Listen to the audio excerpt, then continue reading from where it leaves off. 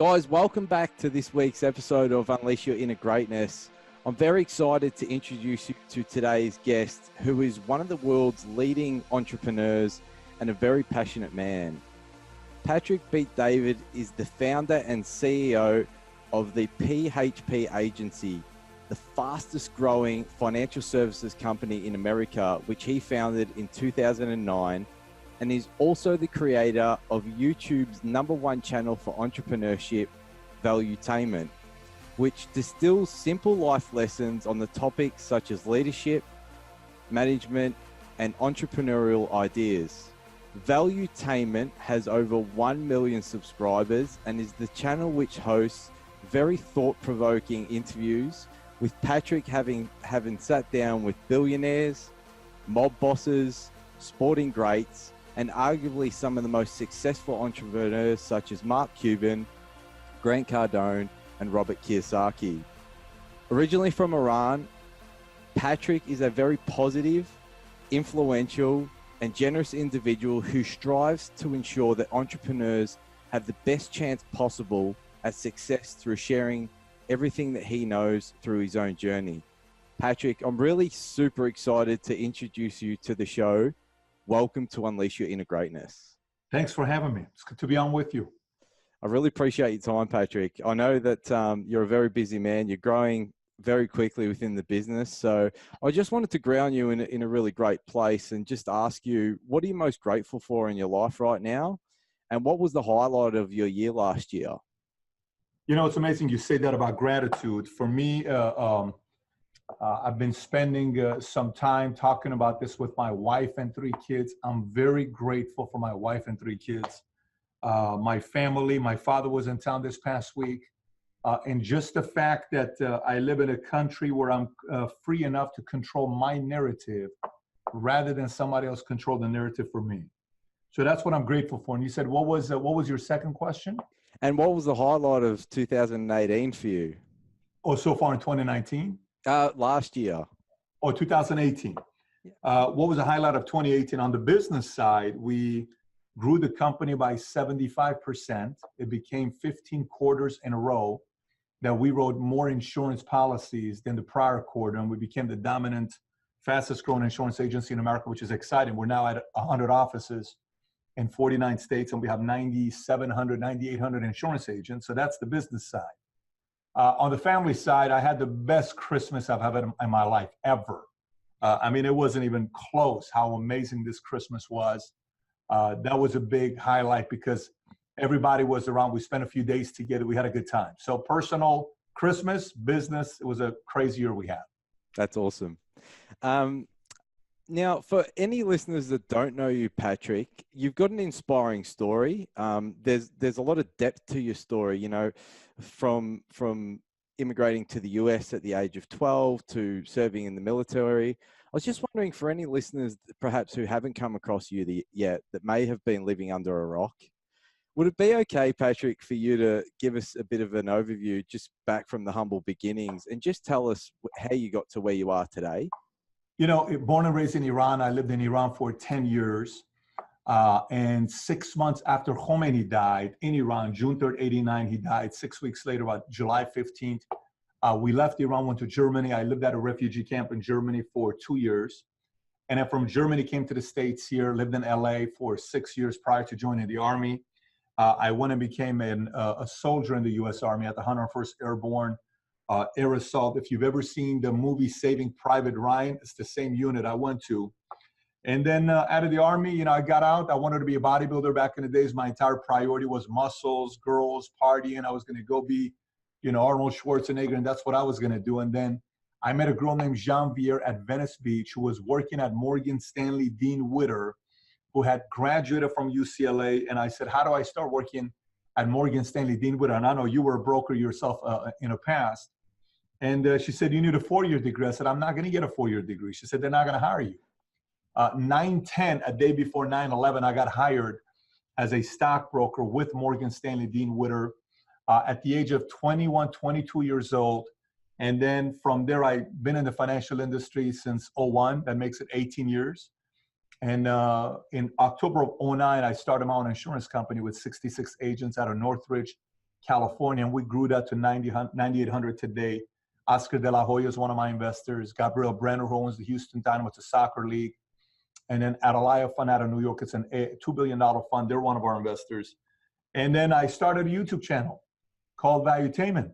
And Valuetainment grew from 0 to 1.2 million subs and 1 billion minutes watched. So it has been a wild ride, to say the least. You know, I wrote down the script from the video, The Life of an Entrepreneur. Is it all right if I just quickly read it? Because you can learn so much just from this script. Sure. So it's for all the listeners, this is the script. Most people only pay attention to the final product of a successful entrepreneur. They say things like, I can never be like them, or they got lucky. What most don't see is what they've overcome, all the struggles, the daily rejection, the heartaches, the betrayal, the rumors, the criticism, the empty bank account, and all the lonely nights while trying to make their vision a reality. See, the only difference between the one who quits and the one who doesn't is they showed up every day. They worked hard every day. They hustled every day. They learned from a proven mentor every day. They improved every day. They did all this even though they felt like quitting every day. And eventually they became who they are today.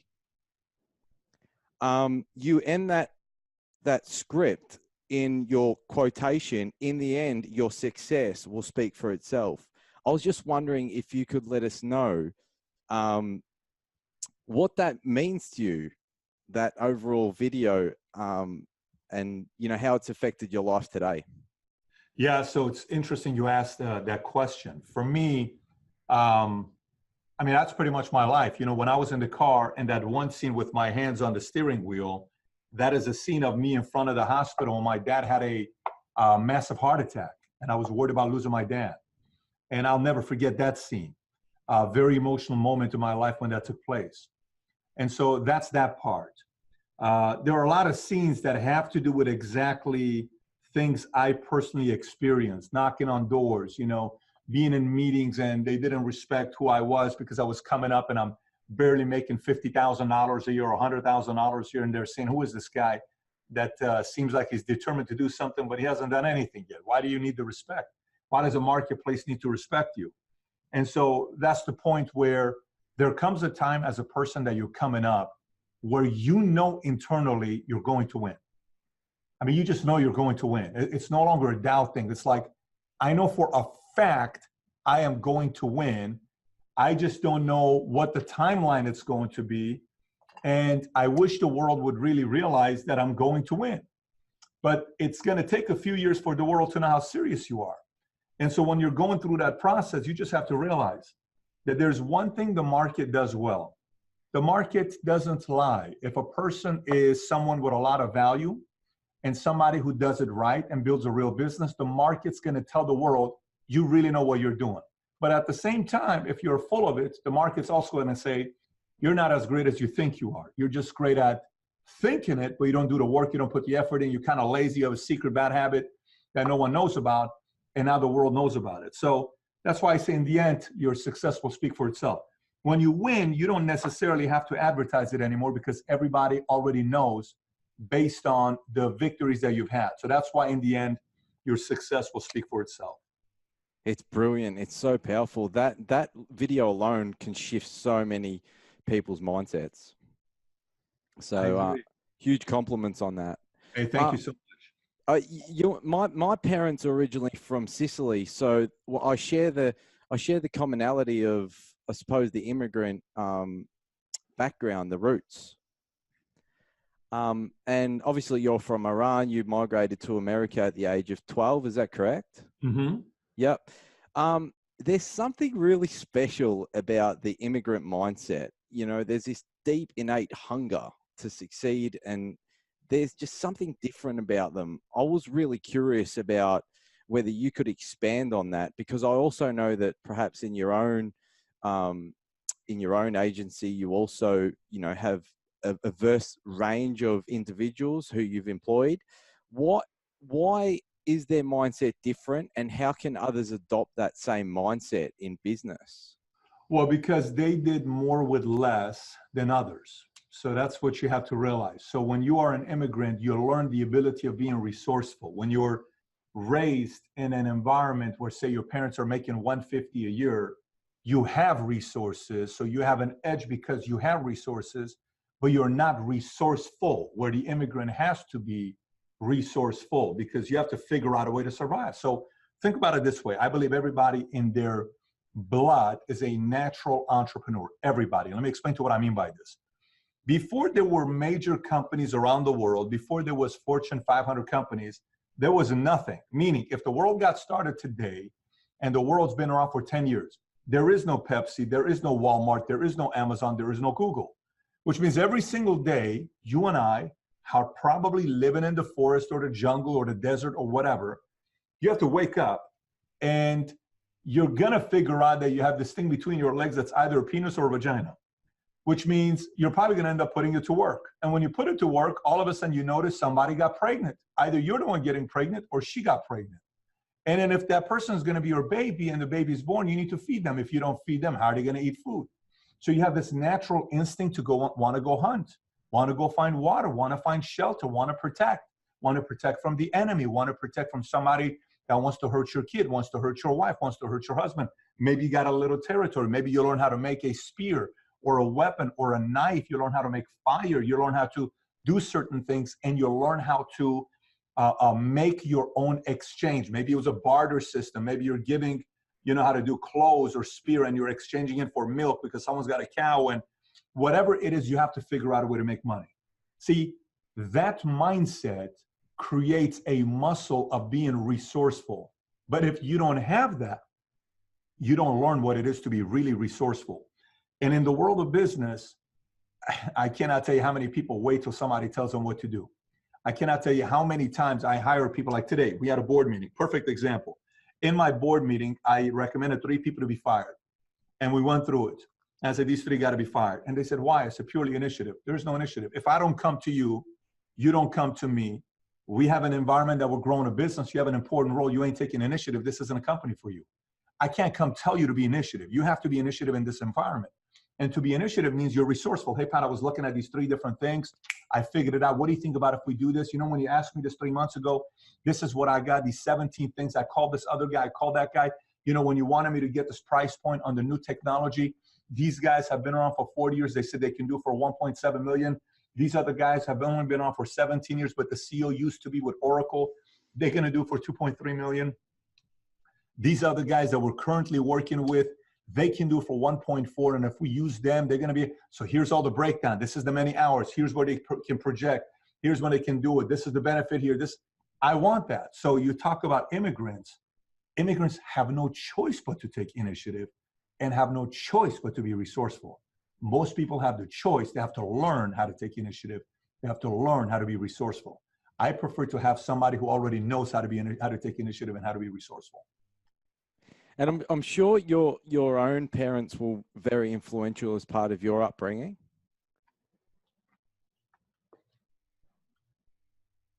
In terms of sort of, you know, the lessons that they distilled on you as a kid that now are influential in your business, what's the main thing that you took away from both your mum and dad?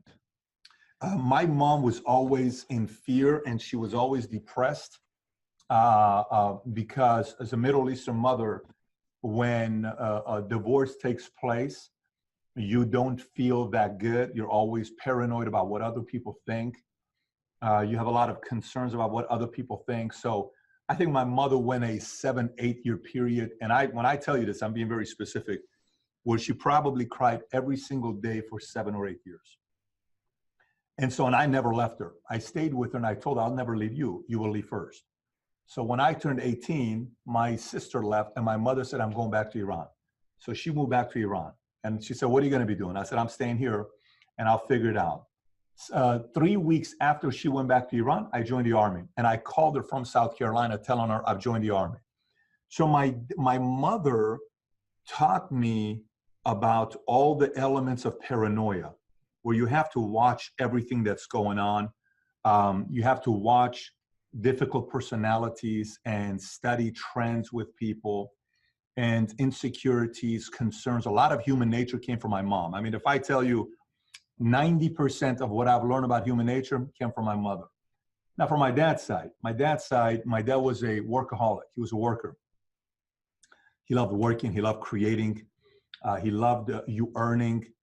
To him, he always told me, never be afraid of the truth. Never be afraid of the truth. So that was a big affirmation that he kept telling me over and over and over again. If you don't worry about the truth. Don't worry what happens. Just say what's, you're going to be okay. Just don't be afraid of the truth. Don't be afraid of it. I mean, he told me that a million times. And he was great at creating urgency. But he was also somebody who was such a perfectionist that the standard was very, very high. He is the guy that if he told you he's going to do something, till today, if he's ever told me he's going to do something, he's never not done it. Now, that's a good and a bad thing, because there's one thing more annoying than a bad example, and that's a great example, if that makes sense. Because a great example, you're in the shadow of a great example of a guy that keeps delivering on his promises. He made a lot of promises and he kept them. So he kept the standards high, he kept the expectations high. So there was a combination of both that allowed me and gave me an edge to know that when I went to the world of business, I can kind of study the games that's going to be taking place, and I'm going to be working my tail off and knowing that I have to keep raising my standards to attract the right talent. I wouldn't be who I am today without the both of them. No way in the world. That's awesome. I relate to that. I remember growing up, like my mum, she used to, that scarcity mentality. I'd be having a shower and she'd be banging on the door just out of fear of money and, don't leave the lights on, etc., which are all really great habits, but it was more driven by fear and scarcity. So I've learned a lot about, I suppose, that mindset, and I've been working a lot to, I suppose, reprogram that, generations of that. But I suppose it does serve a purpose as well. Yes, it does. Now, thanks for that, Patrick. I really appreciate the insights there. Just in terms of I've listened to a few of your interviews, and they're so inspiring. You obviously sit down with very great, influential people, but I feel that one of the most influential people in your life has been your wife. Now, partners are generally a really great mirror for the things that we have to work on ourselves. Reflecting back on the times that you've had together, I also know that you mentioned there's a really great book that you recommend, 101 Questions to Ask when you're engaged, story. I think that was the book. You probably expand on that a bit more. But I was just wondering, because partners can be so influential in your life and your business, what are the main things that your wife has, what are the things that have reflected back from your wife that you've had to work on yourself individually? My wife is probably the only woman I'll ever marry in my life. Even if my marriage doesn't work out, I'll never remarry. And I always say this because I don't know anybody that can be married to somebody like me. I just don't. And I'm just being transparent because I am not the easiest person to be married to. Like, I'm hardwired and I'm going. And so sometimes it's probably like, oh my gosh, come on, just give me a flipping break. And I'm just going and going and going. So she's calm, she accommodates, she's easygoing, but she's still, if she needs to have a tough conversation, she will. And extremely loving, incredible mother, great wife. There are certain things that matter to me. She did that. She doesn't nag when I'm traveling. Who are you with? What are you doing? And she doesn't have any of that stuff. So that's kind of helped us out a lot. And then at the same time, she's teachable. She's willing to also learn. There are areas that I needed to learn in different aspects of my life too, whether it's me being a better father or a better husband, all that stuff. But she also learned how to be a better partner and a spouse and supportive, or she has her own identity and I have my own identity, and she knows the role she plays. And I play, like, I remember first time we got married, when we first started dating, I said, look, I don't care, because in the Middle Eastern community, you pretty much have to marry another Middle Eastern. All my Middle Eastern friends, they all married somebody that's Armenian, Assyrian, or Iranian. So like, you better marry somebody. I only dated one Middle Eastern in my life.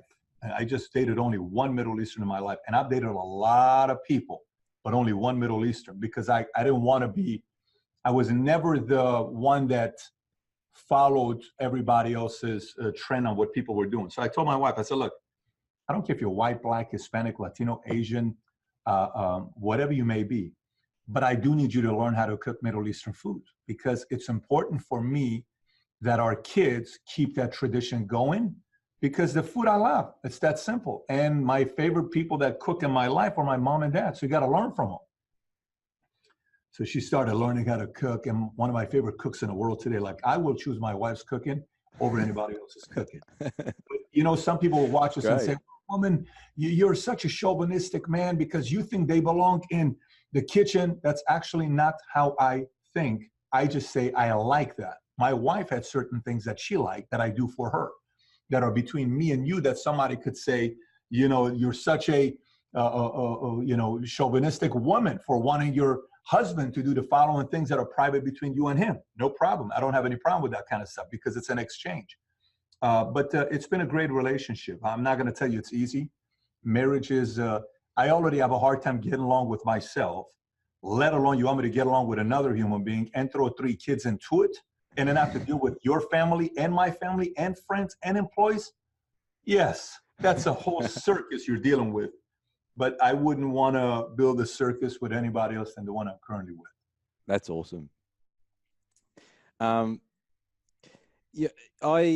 You were down at Venice Beach at one time in your life.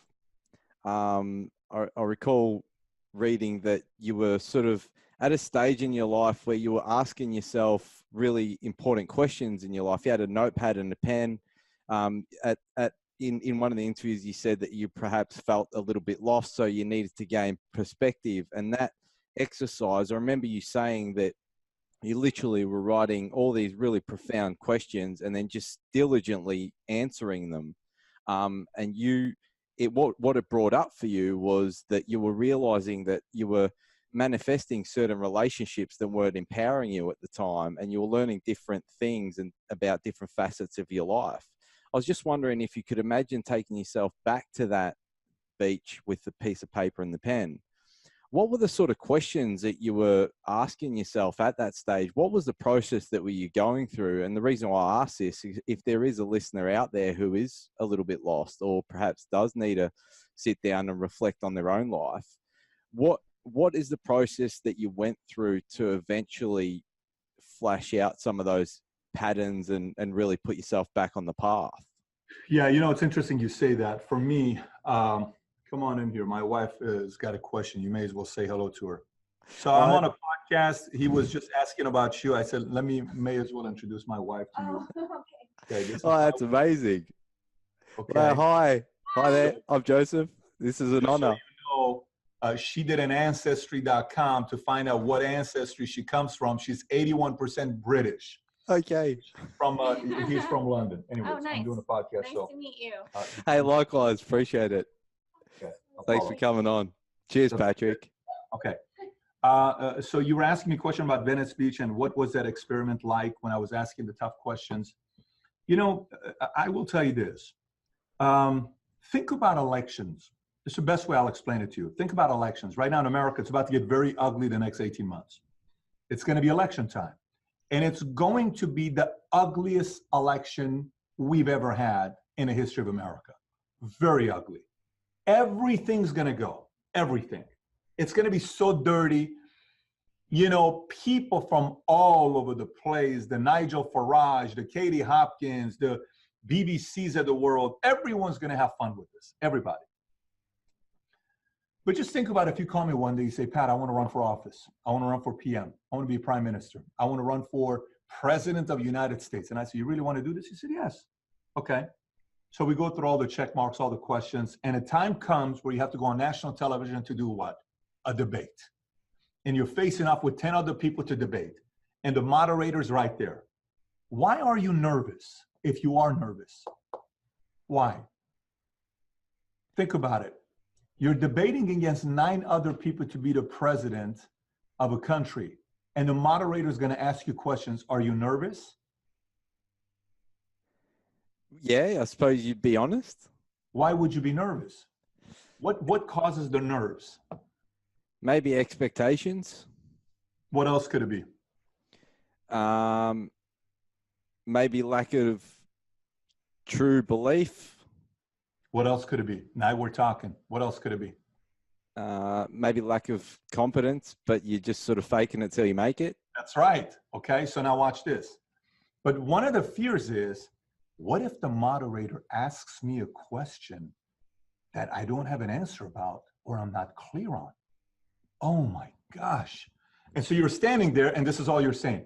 Don't ask that question. Don't ask that question. Don't ask that question. Don't ask that question. Don't ask that question. And the moderator asks what? Exactly what you don't want the moderator to ask you. And you're like, oh my gosh, I got a BS 50 million people watching on national television right now. You make up an answer, and next thing you got a video going viral, 9 million views in one day because you gave a dumb answer. Okay. So what's the moral of the story here, Pat? I don't understand what you're trying to say here. Here's what I'm trying to say to you. The scariest person in the world isn't a PM, isn't a general or a warrior or somebody that used to serve in a country called Germany. The scariest person in the world isn't any of those people. The scariest situation in the world is when somebody asks you a question that startles you because it's such a deep question.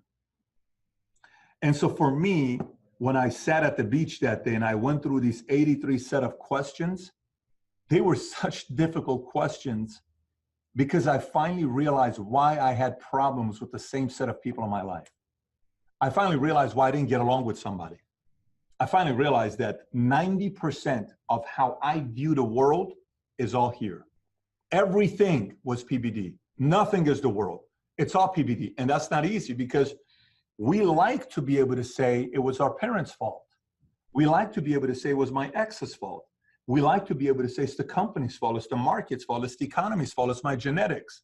I don't have generational wealth, you know? If I had generational wealth and my dad would handle his finances better, I would have had $1 million today. He should have never lost that money. That $1 million should be my money. Or the house they lost because of a bad decision they made. That's why I'm not winning today. That's why I'm not winning today. That's why. And we put it all here.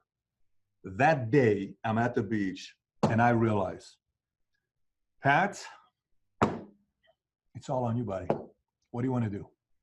You can live a life and blame your mom, dad, Iran, you know, your nationality, your skin, your accent, your lack of knowledge for a lot of different things, and your temperament, your lack of temperament, your drive, your lack of drive, your insecurities, your fears, your whatever, all these secret things that you're uncomfortable about with your self-esteem and things that you've done and you feel like you're a loser, maybe you're not worthy. Or you can realize, you know, when you ask those questions, that also leads to a lot of clarity. So meaning my next 3 moves can be very clear. And that in itself, I went like this. I cried straight for 6 hours at the beach. And then I came back a whole different human being. And the world had to be ready because I started questioning every single thing in my life. Why is there a God? Why does my mom believe this? Why do I not like rich people? Why are we broke? What happened over here when my parents divorced? Was it my fault? What role did I play? Why am I uncomfortable with dating girls for too long? Why do I not commit? Why do I not publicly address somebody as my girlfriend? Why do I have to be with so many different women? Why do I have to go party? Why am I working out? What's the reason why I want so many big muscles? What's the purpose behind it? Were you bullied? Did somebody push you around? Are you trying to kind of, you know, protect yourself? What are all these things? And it's actually tough questions. But by the time it was done, I really accepted the role that the man upstairs gave me of being Patrick Bet-David. I accepted the fact that he chose my dad as my dad and my mom as my mom. And he gave me my life experiences of being born in Iran and the fact that I went through war and I saw bombs and people dying and a lot of crazy things and living at a refugee camp and seeing some dirty stuff there. And there's a reason for that. What am I going to do with it? Huh, Pat, what are you going to do with it? Now let's go show the world what you can do with that hand that's been dealt to you. You're going to bluff the world every once in a while. You got to show your hand every once in a while. You got to kind of, when you're strong, be weak. When you're weak, be strong. You have to play all that stuff. And then eventually you win. But it completely changed my life when I figured out that I'm going to be okay. Wow. I'm lost for words. Like, it's unbelievable. I think it's so profound. The one thing I was thinking just throughout that, Patrick, is like, you know, that A3 question document would be so resourceful to anyone. Um, I was going to say, you know, the thing that I was alluding to next from that, and thanks for sharing that. I'm so grateful, Patrick. It's such an empowering story. Did you find your ultimate purpose through that exercise? Was that something that ultimately that you had to do to, you know, what is your purpose? So it's a good question, because I think a lot of people create a lot of anxiety and panic because they haven't yet figured out their purpose. Yeah. So weird, because like for me, I learned my passion is people. Like, I love people. For me, like, listen, you're interviewing me and I'm asking you questions. I can't help myself. I'm being interviewed 2 days ago in Beverly Hills at Tom Byler's studio, Impact Theory. In the middle of the interview, I can't even help myself. Like, I want to know about you. Like, I already know who I am. I'm more interested in you than I am about myself. Like, I want to know. Tell me about your story. Tell me who you are. You know, sales, tenure, stocks, marriage, divorce, 2013. What happened there? What caused it? You went on this personal development. I want to know this stuff, because that tells me the story about the human being. So I knew passionately, I love people. That's my number one passion, right? But purpose, I didn't know my purpose at that time. And sometimes you don't have your purpose because you're still drowning in the thoughts of paying off your debt, or you're still drowning in the thoughts of coming above water, because it's very, very difficult to look for your purpose in life when you're 20 feet underwater and you look up and all you're looking for is light, and you find light and you're trying to go above water, but while you're trying to go above water, there's like 70 pounds pulling you down. So every time you make a little bit of a stride, that weight pulls you down. A little bit of a stride, that weight pulls you down. So the only purpose you are living every single second of the day is to do what? To get above water. So you don't have time to think about a bigger purpose. You just don't have it. Your first thought is survival. But when you come above water, your finances aren't in order. You can breathe and you look around and say, my purpose is, I see land, I'm swimming this way. Then you go and you get to the land. And you look around. My next purpose is, I'm going to turn this into a community. Let me see if I can see some friendly fire here. Let me see if I can see some people I know. Then on the way to a dream, which was air, which was land, you think bigger and get lost and find a bigger dream, which ends up becoming a purpose. That's what happened to me. Number one, I first made the money because, you know, you go through a few different phases. Phase number one is, you know, you make money for survival. Then you make money for status. You want to live in a nice place. So your brother, sister say, oh, he's got a house. You drive a nice car, status. Then it's freedom, because you want to be able to make the decisions you want to make. And then it's purpose. The last phase of making money is purely purpose, because if it's just money, you're going to get bored out of your mind. The bigger the purpose, the more money you're going to need to make. Like, I know I need a lot of money because I know what I'm trying to do with my purpose, because how clear it is today. So then you ask the question, Pat, what's your purpose? In my life, I came up with 4 20-year plans. The first 20 years was to make sure I don't kill myself, that I lived a decent life without making a big, stupid mistake. And I almost made a lot of stupid mistakes, but I got lucky with the first 20 years. The second 20 years, I knew that once I got into the financial industry at 22 years old, I was going to be in it for 20 years. I just knew it. So first 20, second 20.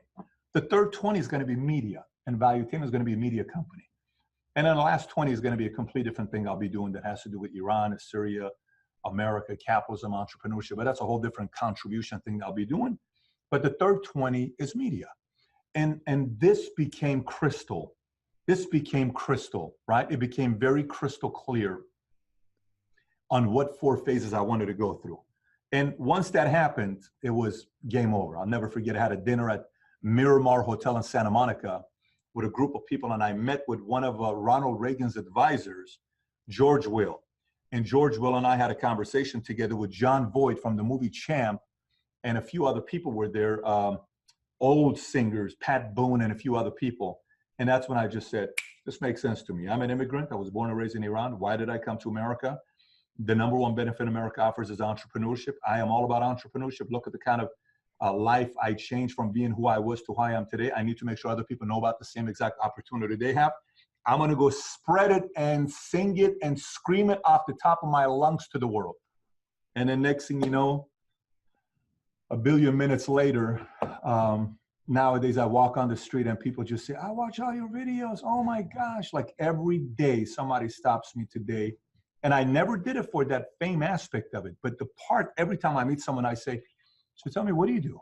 And I got a message today. Guy says, I built an app. I sold it for $2.5 million. You know, that one video you did about moral authority, that made me be a better husband. I'm a better CEO and a founder, and I'm doing a better job. This video made me think about recruiting because I wasn't recruiting. That video made me fire 2 employees who were bad for me. This video made me stop my partnership with a guy because it wasn't good. I got a better partnership. I mean, I love those stories. I love those stories because the impact's being made. The challenge is most people think that we've already done something big.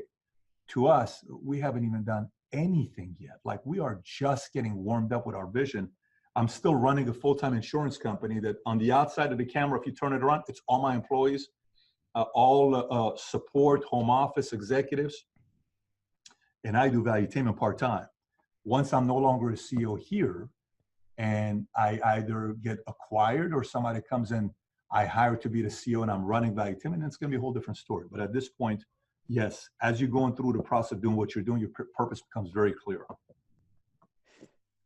That's valuetainment, just, I think, definitely is just getting started, and I can't wait to see what's in order for the next. How long has it been going for now? 5 years. I think 4 or 5. Our first episode went up February of 2013, so 6 years.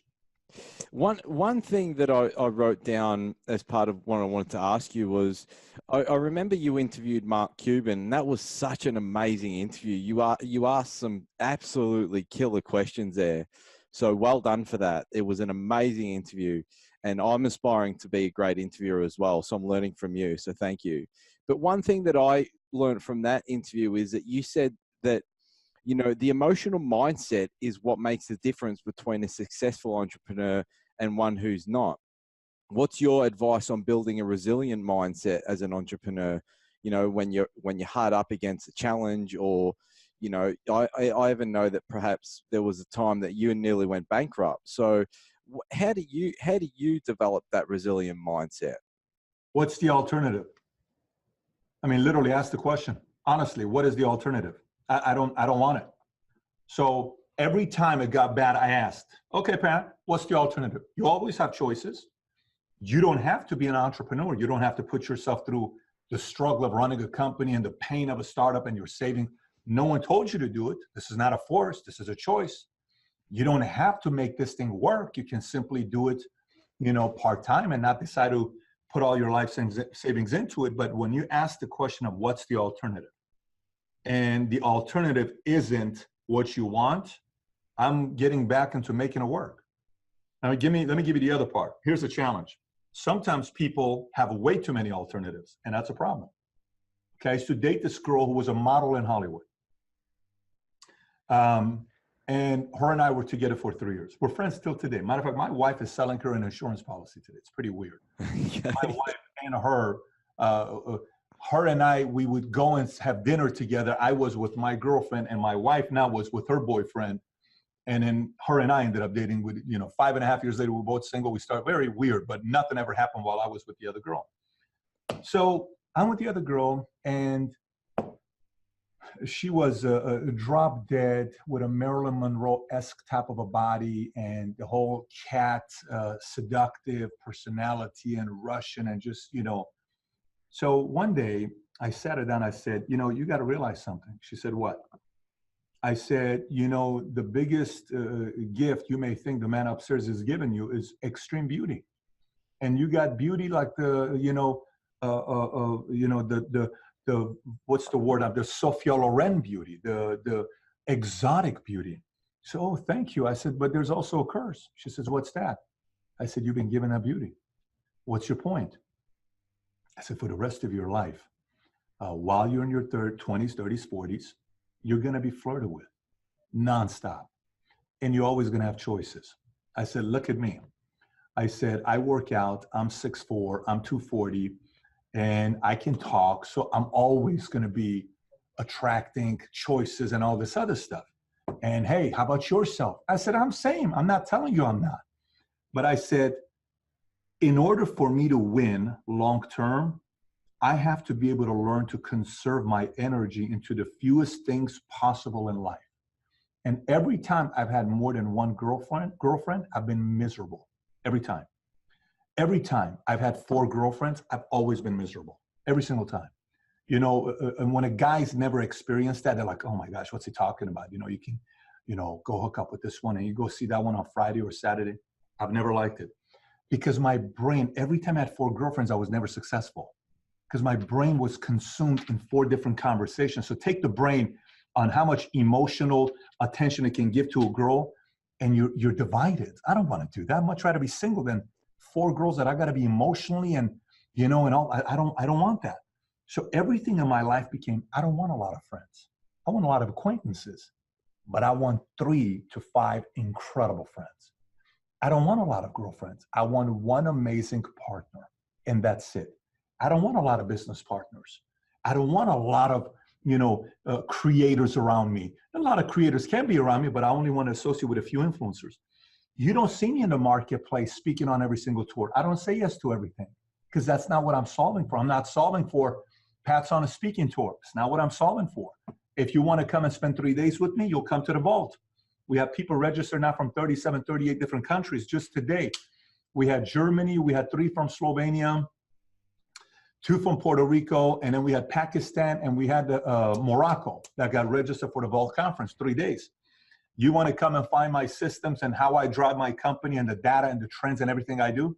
No problem. Get registered on valuetainment.com. We'll spend 3 days. I'm going to give you all my strategies on what I'm using for 3 days, morning till night. But, you know, come to a speaking tour. No, I'm not interested because I'm trying to conserve my energy.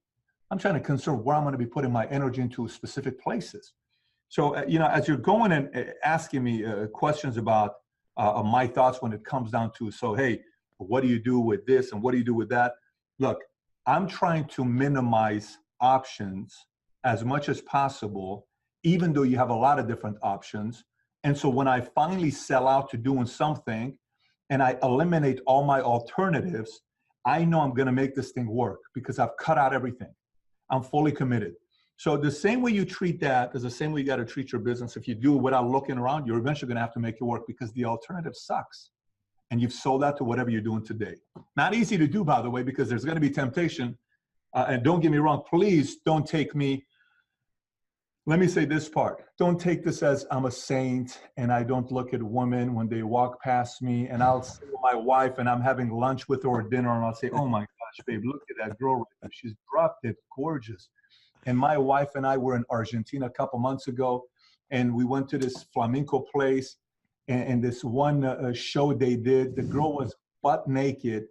But this guy shows up, Argentinian guy. He looked like the Greek god. And my wife is locked in. It's like, that guy is so handsome. I elbow her and I said, babe, you see, that's a pretty hot looking guy right there. She says, he's okay. I'm like, babe, you can say it. I mean, listen, I'm going to sleep with you tonight, but that's a good looking guy right there. So the point I'm trying to make to you is I'm also not playing the saint or the perfect guy that I don't have flaws in. You know, I don't, you know, this, sometimes people build themselves up to be so perfect and mighty. That'll be the last thing you'll see me do. I have a lot of flaws, but I do my best to try to minimize the amount of temptations and alternatives I have in my life so I can conserve my energy into fewer things because that's always giving me higher returns. That is an awesome answer. Even just that question, what's the alternative? That it's the questions that we ask ourselves that can really start getting us thinking. And I suppose it gets us back into an ultimate point of pain, and pain is the true driver of change. So Patrick, that's awesome. I mean, my roots are from Sicily. You've got this fascination of interviewing mafia and mob bosses. I was just wondering, out of all the influential mob bosses that you've interviewed, what do you think is the key to influence and power in the work that they have done? And how can we practically apply that into business today? Everything is power plays. Everything.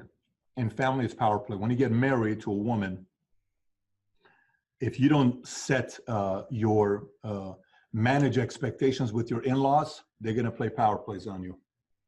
So the father-in-law is going to try to, you know, make sure you know that he's the man in charge. And the mother is going to try to influence the marriage with, hey, this is still my daughter. And da, da, da, da, da. And The friends are going to try to come in and try to play their own power plays because, you better take care of her because this is that. I don't play with any of those games. I mean, listen, she can be your friend, your daughter, whatever. This is my wife, and it's game over. This is my wife. And essentially, she's your family, but we're building a family together. So you ain't going to come between me and her and our problems. If we got fights, we're going to handle it. You ain't going to come in between these fights. And I have to have those conversations in advance so they don't bother you, right? Because in the world of mafia and mob and what these guys do is they're coming up with a bunch of games being played against them. And if you don't know how to stand up to all the different power plays taking place in the market, and that could be personal life, that could be business, that could be, no matter what you're doing, local community, local politics, smaller politics that you may be involved in. But if you don't know how to play those games, first of all, you're going to be eaten up alive in business. Today, I had a very strong negotiation with my board. Probably the strongest negotiation I've had with my board. And I was asking for 3 things, okay? And I just laid it out there. And I told them, I said, this is my frustration. And here's where we are. And I can't play any other game. And I'm not the guy that avoids conflict. We have a conflict here. And I manage all the expectations. And I let them know what to anticipate, what not to anticipate. And they sat there and they said, okay, fair enough. This makes sense. But by the time it was done, everybody appreciated it. They're leaving hugging and talking and all that stuff because people like somebody that's going to be real with you. And they're going to manage a lot of the expectations up front. And so for me, I love that part because you also learn loose lips. You also learn that you cannot trust certain people. You got to eliminate them very quickly. In the world of business, you don't kill people, you fire people and you move on. You got to do it very quickly. Sometimes people cling on to somebody for too long because it's their friend or it's emotional, it's a sibling or a brother, sister, mom, dad. Sorry, you got to, this is a business. A business is survival. And you have to make sure your country survives, your company survives, and that means sometimes you got to let people go. So my fascination with that is the fact that all those power plays apply to the world of business, and the sooner you learn about it, the sooner you'll know what to look out for and how to anticipate certain things coming up. By the way, at the Vault conference, one of the speakers is Michael Francis. I saw that. That interview was unbelievable. It got 6.2 million views just on one video, then translated in Russian got another million, and total is like 11 million views. And it's an hour and 10-minute interview. So, people are fascinated with learning those things, but wait till you see the next mobster I'm interviewing that goes live. That's when it's really going to be crazy. But I haven't yet, I haven't announced it. Once I do the interview, I'll announce the fact that I'm doing it. When is the date of the Vault? The Vault conference is May 1st to May 4th in Dallas. There are 5 seats. CEOs already sold out. CEOs where you spend 3 hours with me privately with 25 other CEOs that are flying in here. There's no more tickets for that. Founder seats, which is only 75. For founder, you'll be able to go to dinner with us at the end. Michael will be at the dinner, and we'll spend a lot of time to get a few hours at the dinner at Wolfgang Puck. I'm shutting down the restaurant. It's going to be a private dinner, just us. With 100 of us, it's are going to be CEOs, founders, entrepreneurs. For founder, there's only 1 seat left. If you literally buy the ticket right now, before these guys watch it, there is no more. There's literally 1 seat left for founder. And then for all the other seats, there are seats available right now. But once it sells out, we're going to announce it's going to sell out then. I haven't even announced our speakers and entertainment. When that video comes out next week with our speakers and entertainment, it's going to be bonkers. We'll put it all in the show notes. Patrick, you're an avid reader. I've got 4 questions left. You're an avid reader. I can see behind you, you know, that's a testament to you. The first 3 books that you read when you were young were How to Win Friends and Influence People, Think and Grow Rich, and Rich Dad, Poor Dad. Over and above those books, is there one book that's been very influential in your life that we could recommend to the readers?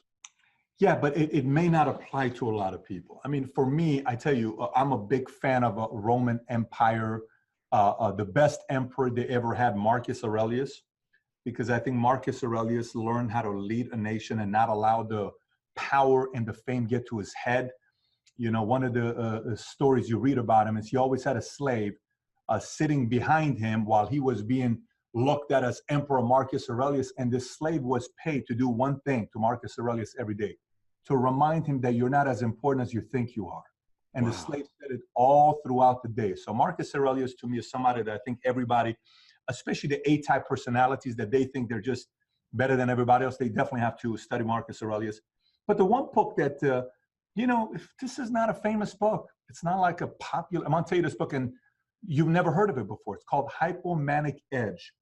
Hypomanic Edge. And this book is about manic people, people who have multiple personalities, people who are seen as a bit of a crazy, little bit off, like Andrew Jackson had a little bit of this, Alexander Hamilton had a little bit of this, JFK, Lincoln, Clinton, Jobs, some of these personalities that are a little bit weird and different. So what Hypomanic Edge did for me, it talked about 20 qualities of somebody who may be hypomanic. And when you read these 20 qualities, you say, oh my gosh, it's talking about me.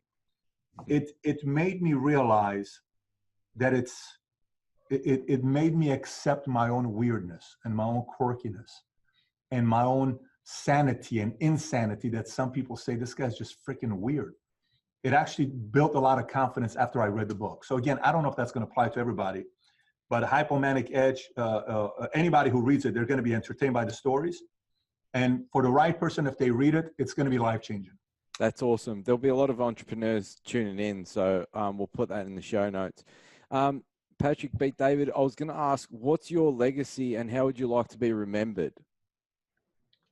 Listen, happiness to me is yesterday I go home and my middle son, Dylan, jumps in my arms. Oh, man, when Dylan hugs me, I'm in heaven. My youngest daughter wanted to just kiss me, and I just kissed her on the cheek, and I had to go to a dinner with the investors.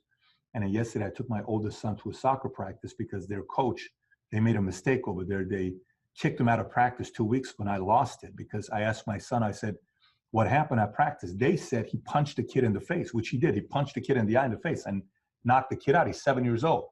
But I said, the only thing they saw was my son punching a kid in the face. What they didn't see when I asked my son, I said, what happened? He says, Dad, he punched me in the stomach very hard and it hurt.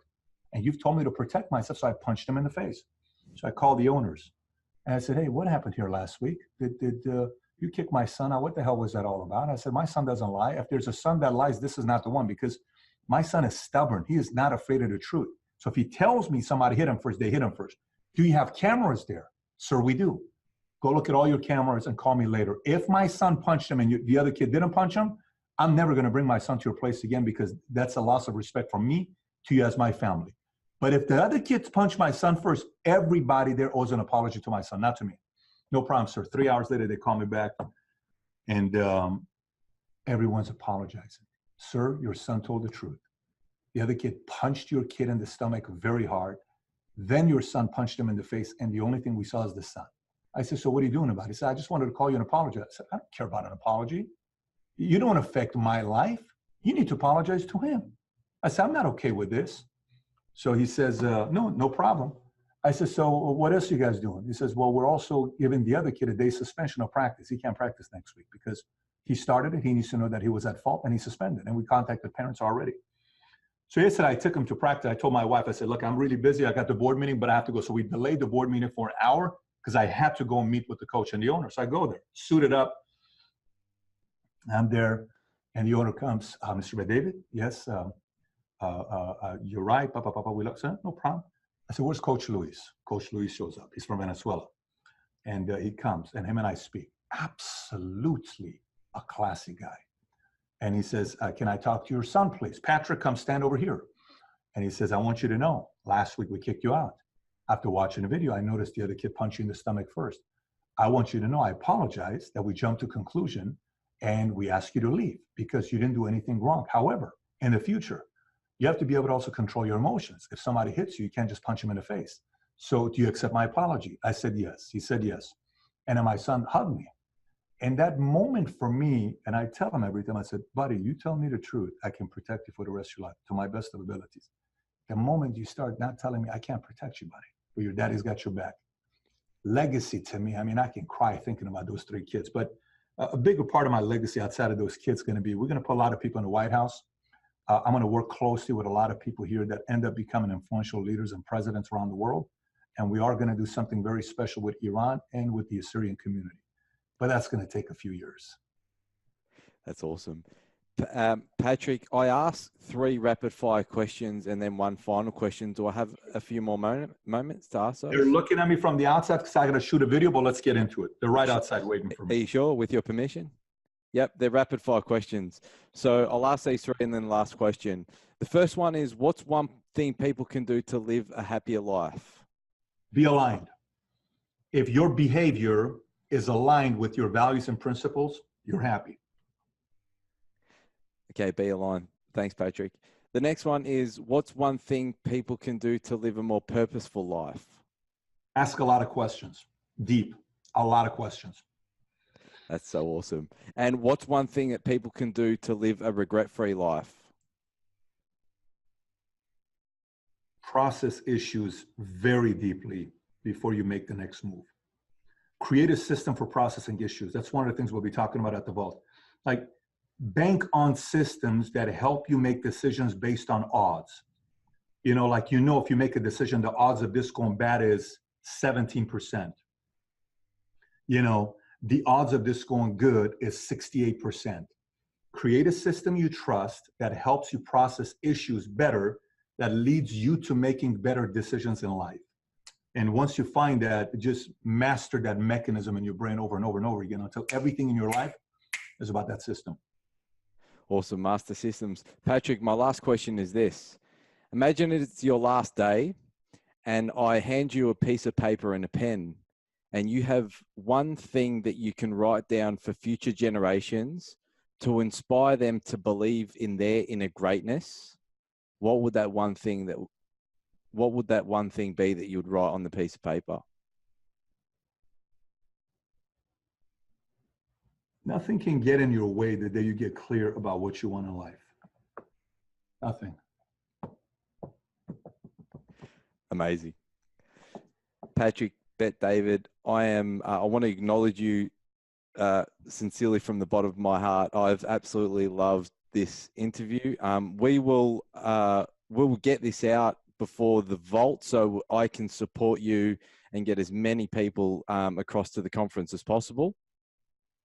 I did write something just to acknowledge you, and I really just wanted to say that I feel that you're such a great father, someone of high values, and you have an incredible work ethic. You remind me of my father, someone who I deeply love. He's my best friend, and I've learned so much from him. So I deeply know that your children and your wife would be so proud of you. So many people, all the people who subscribe to Valuetainment would definitely appreciate everything that you do.